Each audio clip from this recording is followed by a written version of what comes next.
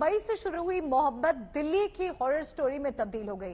Police इस कहानी के सिरे तलाशते तलाशते कुल्लू तक जा पहुंची, जहां 6 अप्रैल को श्रद्धा और आफताब कुल्लू के तोश गांव के एक गेस्ट हाउस में रुके थे। गेस्ट हाउस के रजिस्टर से लेकर पेमेंट अगर चेक की जाए, हर डिटेल पुलिस खंगाल रही है। सूत्रों के अनुसार अब पुलिस मनाली के होटल में भी पूछताछ के लिए लिगुरा ग्राम के जंगल में भी हथियार की तलाश में जुटी है। महरौली के जंगल से मिले अलग अलग हड्डियों के कई टुकड़ों के बारे में फोरेंसिक टीम ने जानकारी भी दी है। दिल्ली पुलिस के फोरेंसिक एक्सपर्ट्स की माने तो इन हड्डियों को देखकर आसानी से पहचाना जा सकता है कि ये इंसान की हैं। हालांकि इन हड्डियों को श्रद्धा की हड्डियां हैं या नहीं, इसको लेकर के अभी और जांच होनी बाकी है।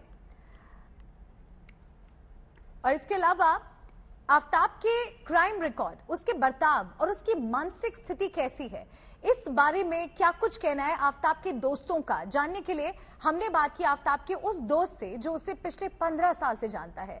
क्या कहना है निशांक मोदी का, आप भी सुनिए। निशांक, ये बताइए, आप आफताब को कब से जानते थे?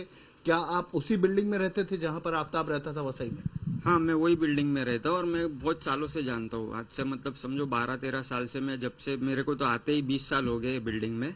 जब से मैं हूँ तब से जानता हूँ। हम लोग सब साथ में खेलते थे नीचे, मतलब बिल्डिंग में। जैसे ही सब लोग स्कूल से आए और अपना सब छोड़ के आ गए, बैग वगैरह, फिर बाद में हम लोग सब साथ में ही खेलते थे। जो भी सब साथ में ही था हम लोग का। निशांक, ये बताइए, आफताब का जो व्यवहार था वो कैसा था? किस तरीके का लड़का था वो?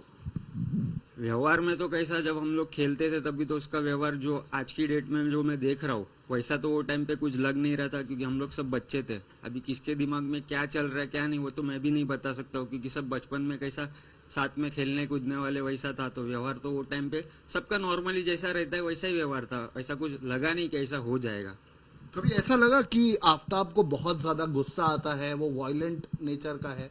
नहीं, ऐसा कुछ कभी लगा ही नहीं, क्योंकि कैसा सब नॉर्मली नेचुरल जो अपना लाइफ में चलता है वैसे ही सब हिल मिल गुल के सब साथ में खेलते थे। वो टाइम पे तो ऐसा कुछ लगा नहीं कि उसका थोड़ा नेचर चेंज हो गया या बिहेवियर चेंज हो गया, ऐसा कुछ लगा ही नहीं हम लोग को। सोसाइटी में कभी किसी से झगड़ा मारपीट कभी कुछ हुआ था आफताब का?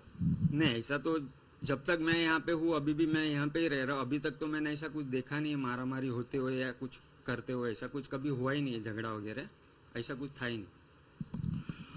निशांक, ये बताइए, आखिरी बार आप आफताब से कब मिले थे? आखिरी बार तो मेरे ख्याल से वो शायद तक बहुत 3 या 4 साल पहले शायद उनकी फैमिली को छोड़ के वो चला गया था, अलग रहने को चला गया था। बस वो टाइम पे देखा रहेगा, उसके बाद में मैंने देखा ही नहीं। जब से लॉकडाउन है उसके पहले 1 आध साल पहले देखा था। उसके बाद वो फैमिली को जब से छोड़ के गया उसके बाद मैंने कभी देखा ही नहीं उसको। उसके बाद से आपकी कोई बात नहीं हुई? नहीं, उसके बाद से कोई कांटेक्ट ही नहीं, कुछ बात ही नहीं, कुछ नहीं। आपको पता था कि वो श्रद्धा नाम की एक लड़की के साथ रिलेशनशिप में है और उसके साथ लिव इन रह रहा है वसई में? नहीं, ऐसा कुछ वो टाइम पे भी नहीं मालूम था। ये तो सब अभी जो न्यूज में आ रहा है वो देखने के बाद फिर मालूम पड़ा कि ऐसा ऐसा था करके। वो टाइम पे तो कुछ आइडिया ही नहीं था कि ऐसा कर रहा है वो या होने वाला है या कुछ था उसका किसी के साथ में। वो टाइम पे कोई आइडिया नहीं था। श्रद्धा का खून करके उसकी बॉडी के 35 टुकड़े किए उसने, और फिर उसके बॉडी के टुकड़ों को फ्रिज में रखा। ये सब पता चला है अभी पुलिस को जांच पड़ताल में, इन्वेस्टिगेशन में। आप जो पहले का आफताब जानते हैं, जो आपके साथ आप ही के बिल्डिंग में रहता था, वो लड़का ऐसा कर सकता है, ऐसा कभी आपको लगा था? बिल्कुल भी नहीं, क्योंकि वो लड़का ऐसा था पढ़ने लिखने में एकदम आगे, मतलब वो बोलते हैं ना एकदम मैच्योर था पढ़ने लिखने में, और उसका इंग्लिश भी एकदम पावरफुल था। और वो जॉब के लिए इधर उधर अप्लाई भी कर चुका था और उसका जॉब ऑलरेडी था, कॉल सेंटर में वो जॉब कर रहा था, साथ में कुछ होटल मैनेजमेंट का भी सीख रहा था। तो इस हिसाब से तो कुछ ऐसा लग ही नहीं रहा था कि वो ऐसा कर सकता है।